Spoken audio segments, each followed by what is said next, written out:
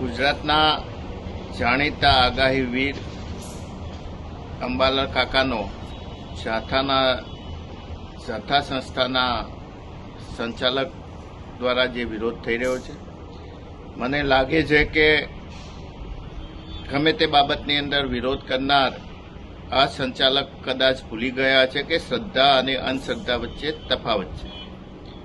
વર્ષોથી અંબાલાલ કાકા જે આગાહી કરે છે એ વૈજ્ઞાનિક ઢબે કરે છે, કોઈ અંધશ્રદ્ધા નથી. અને આજે ગુજરાતની અંદર ગુજરાત હવામાન ખાતા કરતાં પણ વધુ વિશ્વાસ કોઈને હોય, ગુજરાતના ખેડૂતો હોય, ગુજરાતના વેપારીઓ હોય, સીડ્સ એસોસિએશન હોય, તો એમને અંબાલાલ કાકાની આગાહી ઉપર છે. હવામાન વિભાગ તો કાલે વરસાદ થવાનો હોય અને એક દિવસ પહેલા આગાહી કરે છે કે 2 દિવસ પહેલા કરે છે.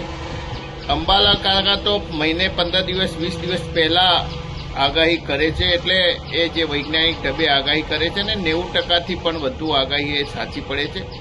એટલે મને લાગે છે કે અંબાલાલ કાકાનો વિરોધ કરી અને આ લોકો પબ્લિસિટી લેવા માંગતા હોય છે.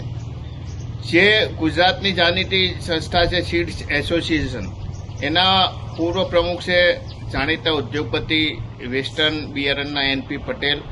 એમને પણ અંબાલાલ કાકાની આગાહીને સમર્થન આપ્યું છે કે અમે પણ જે ખેડૂતો વાવેતર કરે છે અંબાલાલ કાકાની આગાહીને ધ્યાને રાખીને કરે છે. અમારી જ વાત કરું તો અમારા સમાજના સમૂહ લગ્ન હતા ત્યારે વરસાદની આગાહી હતી. અમે અંબાલાલ કાકાને કહેલું તો અંબાલાલ કાકાએ કહેલું કે 4 વાગ્યા સુધી વરસાદ આવશે નહીં, તમે ત્યાં શાંતિથી લગ્ન કરો. અને અમારા લગ્ન શાંતિથી પૂરા થયેલા અને 4 વાગ્યા પછી વરસાદ આવેલો.